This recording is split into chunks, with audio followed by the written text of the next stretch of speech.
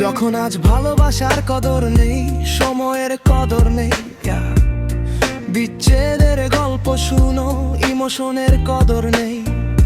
কদর আছে শুধু রাগের, ইগোর স্বার্থের, বাহ্যিক সৌন্দর্যের আর ক্ষণিকের মোহে।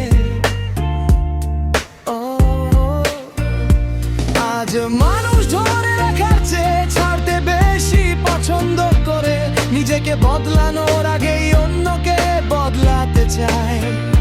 রাগ আর জেদের লড়াইয়ে জিততে চায় সবাই, কিন্তু সম্পর্ক বাঁচাতে একটিবার সরি বলে না, নিজের ভুল চোখে পড়ে না।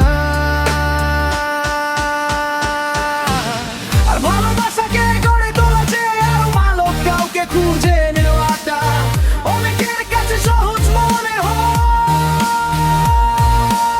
আর ভালোবাসাকে গড়ে তোলা যে আরো ভালো কাউকে খুঁজে নেওয়াটা অনেকের কাছে সহজ মনে হয়। আর এই জন্যই আজকাল বিচ্ছেদ এত নীরবে, এত সহজে হয়ে যায়।